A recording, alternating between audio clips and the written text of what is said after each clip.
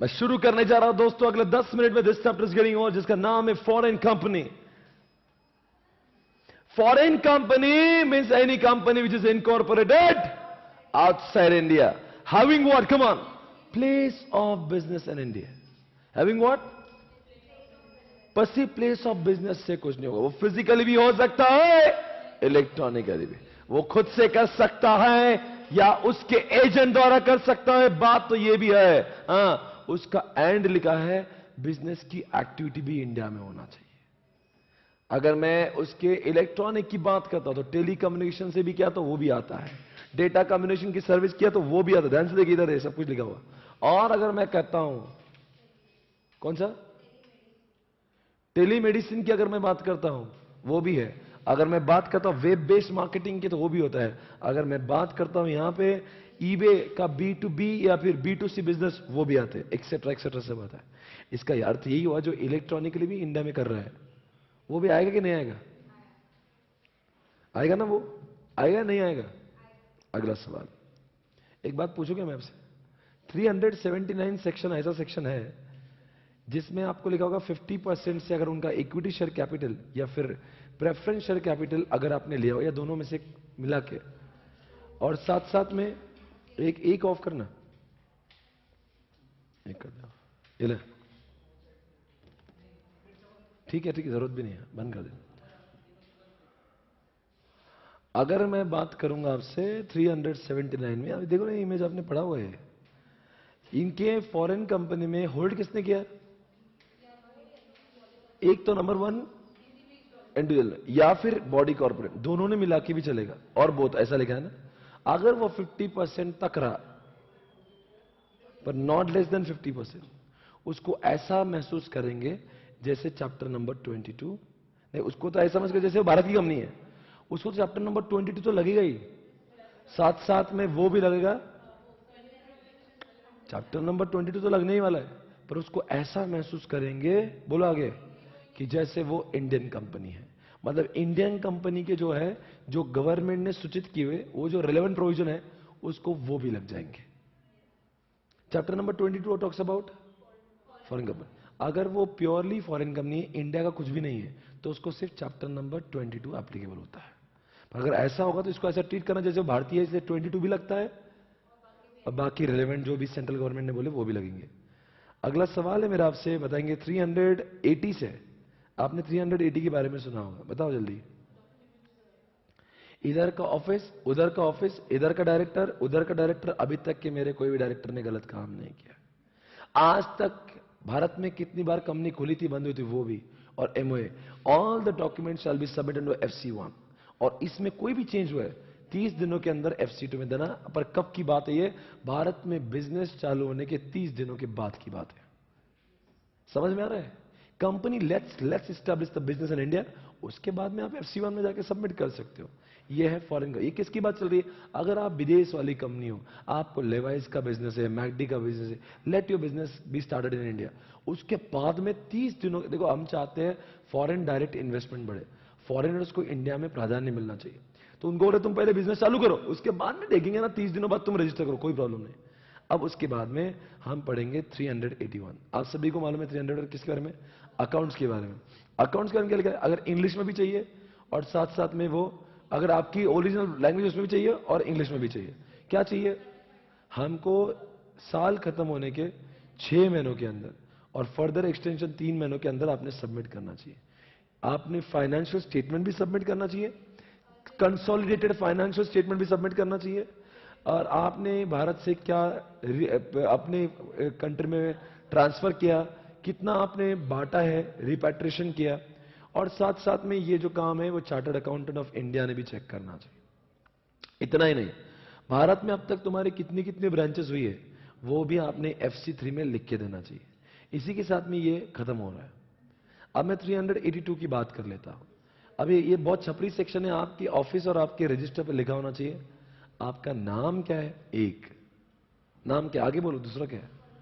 नाम ही नहीं, आप किस कंट्री से इनकॉर्पोरेटेड हो वो भी हिंदी में भी आना चाहिए, आई मीन इंग्लिश में भी आना चाहिए, और यहां की लोकल लैंग्वेज मराठी उसमें भी आना चाहिए।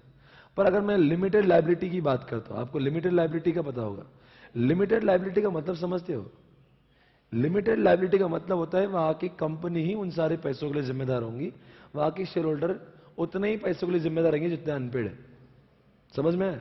तो जितना लिमिटेड लायबिलिटी स्टेटस को भी अपने हर जगह पे लिखना चाहिए। अगला सवाल है, नोटिस किसको दी जाएगी? भारत के अंदर जिस व्यक्ति को आपने अपॉइंट किया है, सेक्शन नंबर 380 में आपने जिसका नाम सूचित किया है, उस आदमी को आपने, बोलो जल्दी से, नोटिस। ऐसे वाइट डिपार्टमेंट को इनको नोटिस देना है, तो किसको नोटिस देंगे? फॉरेनर्स को या इंडियन को? और इंडियन को भी नोटिस दे तो समझ जाएंगे, अरे इंडिया के अंदर जो पर्सन को अपॉइंट किया, ऐसा भी समझ जाएगी भाई उसको ही मिले। अगला सवाल 384, आपको बोला था मैंने कुछ काम का नहीं है, 85 भी कुछ काम का नहीं, 86 भी नहीं, 87 की बात करेंगे। भारत में आपको आईडीआर इशू करना है। ध्यान देना, देखो मैं जैसे मॉड्यूल 1 के 5 चैप्टर्स अच्छे हुए ना अपने, आज स्पेशल कोड अच्छा किया है, आज फॉरेन कंपनी भी अच्छा करेंगे और एक चैप्टर भी अच्छा करेंगे। ऐसा करते करते अपने ये 5 चैप्टर्स भी अपन एक अपने मुट्ठी में कर लेंगे। उसके बाद में क्या 3-4 चैप्टर बचे, हो गया फिर सिलेबस ओवर। समझ आ रहा है? मैंने आपको पहले भी कहा था, डायरेक्टर छोड़ के जो चैप्टर्स होते हैं उसको इतना टाइम नहीं लगता, उसमें वॉल्यूम ही नहीं। आपको लग रहा नहीं चैप्टर चालू हो रहे खत्म हो रहे, एनसीएलटी चालू हुआ खत्म हो गया, स्पेशल कोड चालू हुआ, अभी इसके बाद का चैप्टर लूंगा 2 दिन में खत्म। इसके बाद कोई भी चैप्टर 2 या 3 दिन से ऊपर वाले नहीं, खत्म खत्म खत्म, ऐसे ही खत्म होगा। अब मान लीजिए 12 लेक्चर्स के अंदर या 14 लेक्चर्स के अंदर, 12 लेक्चर्स मान लीजिए, 12-13 में लेक्चर्स में खत्म हो जाएगा सिलेबस। अब बात करेंगे 387 की, क्या लिखा है? ड्राफ्टिंग की बात कर रहे हैं। क्या ड्राफ्टिंग भाई? नहीं ड्राफ्टिंग क्या, देखो भाई हो, तुमको अगर इंडिया में पैसा रेज करना है तो तुमको पहले प्रोस्पेक्टस बनाना पड़ेगा। मैंने आपको प्रोस्पेक्टस भी दिखाया। आईडीआर मतलब बाहर के लोग इंडिया में पैसा रेज करना चाहते हैं, they can not issue shares in what Indian stock exchange, but they can issue IDR, Indian depository receipts को इश्यू किया जा सकता है, पर उनको उतने शेयर्स को गिरवी रखना पड़ता है। पर कोई बात नहीं, इसके लिए जब प्रोस्पेक्टस होगा it should be dated and sign, साथ साथ में आपको एमओए भी देना है, आपको कौन सी इनैक्टमेंट का वो भी देना है, और अगर आपको फुल इनैक्टमेंट पढ़ना है तो कहां कौन से ऑफिस में मिलेगा वो भी लिखना है, उधर का ऑफिस कौन सा होगा वो भी लिखना है, और सेक्शन 26 में जो जो प्रोस्पेक्टस के लिए जो जो अटैचमेंट करना पड़ती है वो भी करना। एक बार देख लीजिए, आप थोड़ा कंफ्यूज हो रहे थे, एक बार देख लीजिए। ये 387 है, मतलब प्रोस्पेक्टस इश्यू होगा तो इन्हीं इस पे, अगर ये नहीं तो prospectus can not be issued, इनकी वजह से इन्हीं के साथ प्रोस्पेक्टस को इश्यू किया जाएगा। Is that fine? Fine fine fine, come on. Okay, अगला सवाल ये रहा आपके सामने, पर आप बताओ कब प्रोस्पेक्टस देने की जरूरत नहीं। इधर prospectus are issued to existing people, या नंबर 2 की बात करेंगे, अगर वो ऑलरेडी रिकॉग्नाइज्ड स्टॉक एक्सचेंज पे आईडीआर चलते हैं तो ऑलरेडी सबको पता है, तो फिर उसके बारे में प्रोस्पेक्टस इशू करने की जरूरत नहीं है।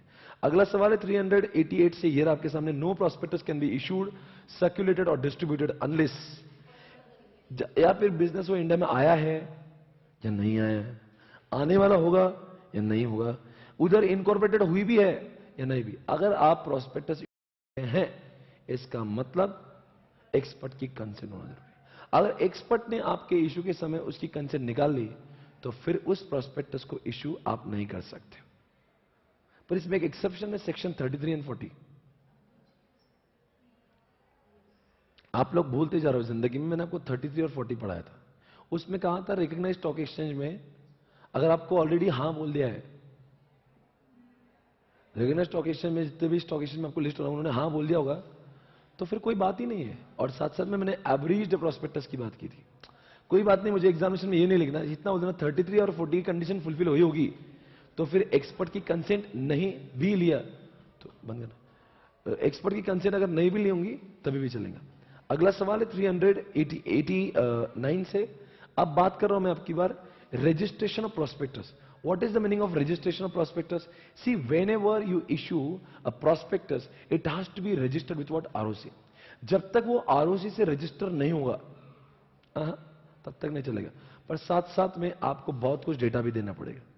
इधर देखिए, अगर कोई भी देखो प्रोस्पेक्टस जो कौन इशू करेगा, जो इंडिया में है नहीं है, आने वाला होगा नहीं, उधर के कंट्री में इनकॉर्पोरेटेड हुई है नहीं है। अरे आप बताओ आईडीआर कौन इशू करेंगे? जिसको पैसे चाहिए, जिसका धंधा भी चालू है कि नहीं है। कब जनरली लोग पैसे कब उठाते, जब धंधा चालू नहीं हुआ, और धंधा चालू होने के बाद में भी ले सकते हो आप। तो कभी भी इतना बताओ, प्रोस्पेक्टस इशू करना है तो मां को भी पता होना चाहिए प्रोस्पेक्टस में क्या लिखा है। मां कौन है? आप बोलेंगे उसकी मां तो लंदन में, उधर के आरओसी में, पर जब तुम धंधा इंडिया में कर रहे हो तो भारत माता को भी इंफॉर्म करना जरूरी है। अब बात करेंगे क्या लिखा है यहां पे, किसने सर्टिफाई करना चाहिए? एक चेयरपर्सन एंड दो डायरेक्टर ने सर्टिफाई करना चाहिए। साथ साथ में आपने इतने सारे डॉक्यूमेंट देना चाहिए, जरा स्क्रीन पे देखिए।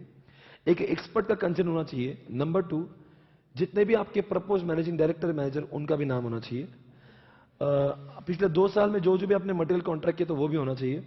अंडर राइटर्स का एग्रीमेंट होना चाहिए और साथ साथ में पावर ऑफ अटॉर्नी भी होना चाहिए। All this document shall be submitted along with the prospectus to what ROC. और आरओसी जब रजिस्ट्रेशन करेगा तब जाके आप उसको सर्कुलेट कर सकते हो। मतलब सर्कुलेशन करने के लिए 2 जरूरी है, एक तो एक्सपर्ट का कंसेंट भी जरूरी है, और एक्सपर्ट का कंसेंट मिलने के बाद में आपने उस एक्सपर्ट का consent, under writing agreement, power of attorney, क्योंकि कंट्री उधर की, इधर कौन इंडिया में किसको पावर ऑफ अटॉर्नी दिया वो भी लिखना पड़ेगा। एमडी ने साइन करना चाहिए, लिखा ना, 2 डायरेक्टर ने और चेयरपर्सन ने साइन करना चाहिए। साथ साथ में कौन से एमडी और मैनेजर आपने अपॉइंट किए उनका भी नाम होना चाहिए, क्योंकि कंपनी, देखो ट्राई टू अंडरस्टैंड, ये कंपनी एक तो बाहर की है, पैसे ला रही है इंडिया में, लेके भाग गई, तो इसलिए माँ ये सब चीजें चेक करती है कि ये सब कौन है, इसके लोग है कौन, इंडिया में मैनेजर कौन है, क्या बिजनेस करते, all the details will be known to ROC. और जब आरओसी हाँ कहता है तब जाके इसको ये डिस्ट्रीब्यूट करके पैसा रेज कर सकते हैं। अगला सवाल ये रहा आपके सामने। अब सेक्शन नंबर मैं 390 की बात कर रहा हूं। 390 में वैसे कुछ लिखा ही नहीं है, इतना ही बोला आईडीआर के लिए जो रूल्स रेगुलेशन है वो सेंट्रल गवर्नमेंट बनाएगा, और सेंट्रल गवर्नमेंट ये इसको डेलीगेट कर सकता है सेबी को। अब मैं बात करूंगा उन सब चीजों की। अब जरा इन चारों सेक्शन को मैशअप में देखिए। अगर मैं 387 की बात करूंगा तो ये देखो चारों भी सेक्शन का मैशअप है। किसमें? आईडीआर के लिए 4 सेक्शन बने। 380 देखो, आईडीआर के लिए तो प्रॉस्पेक्टस इशू करना पड़ेगा, तो पहले तो प्रॉस्पेक्टस में लिखा है it should be dated and signed. फिर बोला है प्रॉस्पेक्टस के ऊपर क्या होना चाहिए? एक्सपर्ट का कंसेंट। फिर बोला 389 पे वो प्रॉस्पेक्टस रजिस्टर, मतलब तीनों भी बातें प्रॉस्पेक्टस प्रॉस्पेक्टस प्रॉस्पेक्टस है। और प्रॉस्पेक्टस किसके लिए लाया? आईडीआर के लिए। तो मतलब 387, 88, 89, 90 चारों सेक्शन मुझे लगता है एक पैकेट के समान है। 87 में क्या लिखा है? It should be dated and signed. फिर नंबर 2 क्या लिखा है?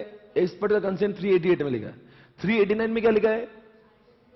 आरओसी की जगह पास में जाकर रजिस्टर करो। और 390 में क्या लिखा है? इश्यू कर दो। इश्यू ऐसे करो जैसे सेंट्रल गवर्नमेंट और सेबी कह रहा है। तो 387 क्या लगा? Dated. 388 experts consent. 390 registration with ROC. और 391 389 रजिस्ट्रेशन, 390 जो है इश्यू कर सकते हैं, क्या बोलते हैं, as per the regulations given by. अच्छा, अब मैं 392 की बात करता हूं, पनिशमेंट की बात करेंगे। अगर आप फॉरेन कंपनी हो और चैप्टर नंबर 22 में कुछ भी गड़बड़ की तो इसमें किस किस को फाइन होगी, किसको पनिशमेंट होगी, एक बार चेक करना। नंबर क्या लिखा है?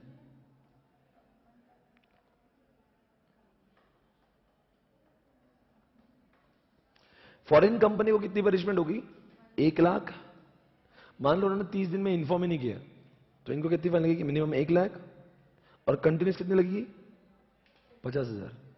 और वहां के जितने भी ऑफिसर्स है, जो उसके डायरेक्टर या इंडिया का जो आदमी अपॉइंट किया है, उसको कितनी इंप्रिजनमेंट हो सकती है? 6 महीने की। या फिर क्या लिखा है? 25,000 से लेके 5 लाख तक, और बहुत भी लिखा है। बस खत्म, इतना ही आपको याद करना है। 25,000 से लेके 5 लाख तक, और इंप्रिजनमेंट 6 मंथ्स तक। 6 मंथ्स ही है ना? हाँ। और अगर वो कंपनी तो 1 लाख से 3 लाख, और कंटिन्यूस करेंगे तो कंपनी को 50,000 रुपए रोज का। अब ये इतना फाइन पता नहीं आप कितना याद रख पाओगे। और मुझे बताओ 393 में कॉन्ट्रैक्ट की बात करेंगे। अगर कंपनी रजिस्टर्ड नहीं है, 380 में रजिस्टर्ड नहीं है, तो उनके ऊपर कोई भी कार्रवाई कर सकता है, पर वो किसी के ऊपर कार्रवाई, ये 393 है। हमें सेक्शन जो नहीं करना है वो 84, 85, 86 नहीं करते हैं। और हमें सेक्शन नहीं करना है, उसका नाम है सेक्शन 391। तो ये 4 सेक्शन को छोड़ के आप वापस से बताएंगे 379 में क्या लिखा है। देखो 379 में 50% वाला है। 380 में आपको रजिस्ट्रेशन करना है। 381 में जो है आपको अकाउंट्स के बारे में। 382 में नाम पता लिखो। 383 में जो है इंडिया के अंदर जो इंसान अपॉइंट किया उसको ही नोटिस भेज। 84, 85, 86 यूजलेस है। 87 में no prospectus can be without dated and sign. 88 में एक्सपर्ट का कंसेंट। 89 में आरओसी पे सबमिट। 390 में इश्यू करो एज पर RBI CBN what central government. 391 हमें करना नहीं। 392 में पनिशमेंट होगी। और 393 में अगर इन्होंने फाइलिंग नहीं किया होगा तो कॉन्ट्रैक्ट, ये लोग जो है वो can not sue but can be sued है। अब वापस से बोलते एक बार 379 के बताओ, मतलब बताओ। 50% से ज्यादा भारतीय लोगों का और उस कंपनी का अगर होगा इंटरेस्ट उनके इक्विटी में और प्रेफरेंस में, उसको ऐसे ट्रीट करो जैसे कि भारतीय, उसको भारतीय के लॉ भी लगेंगे और साथ साथ में चैप्टर 22 में सेक्शन 380 डॉक्यूमेंट्स। आप इधर का ऑफिस, उधर का ऑफिस, इधर का आदमी, उधर का आदमी, आज तक कुछ गंदा नहीं काम किया, वो कब तक ऑफिस खुला था, बंद होता, एमओए सब देंगे FC1 में, और 30 दिन के अंदर जब भी चेंज हो तब देंगे। पर वैसे भी कौन से आरओसी में देंगे? दिल्ली वाली आरओसी। और कितने? कंपनी के आने के बाद के 30 दिनों के, मतलब समझा ना? फॉर्मेशन कर लो, उसके 30 दिनों के अंदर आरओसी में जा सकते। 381 आपको अकाउंट्स देना है, सीएफएस देना है 6 महीने के अंदर, फर्दर एक्सटेंशन 3 महीना, इंग्लिश में देना है, अगर नहीं होगा तो दूसरी लैंग्वेज में होगा तो इंग्लिश में कन्वर्ट करो। और क्या में आप देंगे भाई, ब्रांचेस कितनी इंडिया में, एफएस देंगे, सीएफएस देंगे, रिपेट्रिएशन देंगे, अपने कंट्री में कितना फंड ट्रांसफर किया वो देंगे, साथ साथ में रिलेटेड पार्टी देंगे, और वो भी आएगा इंडिया का चार्टर्ड अकाउंटेंट ऑडिट करेगा। 382 में तो कुछ नहीं, छपरी हो, नाम पता लिखो, खत्म कर दो। 83 में उस इंसान को नोटिस देंगे जो इंडिया में।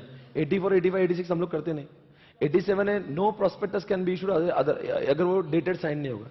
और जब भी प्रोस्पेक्टस इशू करेंगे उसमें एमओए दो, वो कौन से इनैक्टमेंट में पैदा वो दो, अगर नहीं है तो इंडिया में कहां डिटेल में पढ़ने मिलेगा वो बताओ, इधर के ऑफिस के बारे में बताओ, सेक्शन 26 में जो जो लिखा है वो लिखो, और उधर के ऑफिस के बारे में लिखो, उधर कौन से कंट्री में और कब वो रजिस्टर होता है वो भी लिखो।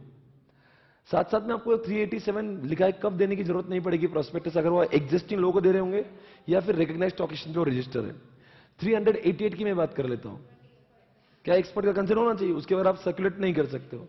और अगर एक्सपर्ट का कंसेंट नहीं है या फिर है पर उसने विड्रॉ कर लिया था तो आप इश्यू नहीं कर सकते हो, पर कब जरूरत नहीं, जब वो 33 और 40 एक्सेप्शन में आएंगे। 389 की बात करेंगे, आपने जब भी ये एक्सपर्ट का कंसेंट ले लिया, एमडी मैनेजर के नाम के बारे में बताओ, पावर ऑफ अटॉर्नी के बारे में बताओ, साथ साथ में वो क्या बोलते हैं अंडरराइटिंग एग्रीमेंट, ये सारा डेटा प्रोस्पेक्टस के साथ जोड़ो।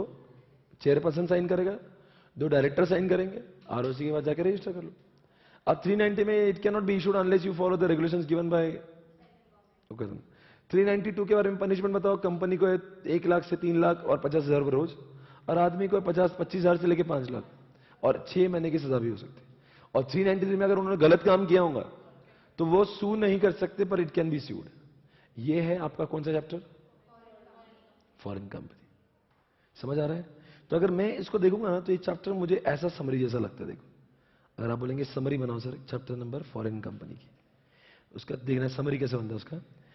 379, 380, 381, 82, 83 एक ब्रैकेट है, फिर 387, 88, 89, 90 एक ब्रैकेट है, और 92, 93 अलग ब्रैकेट है।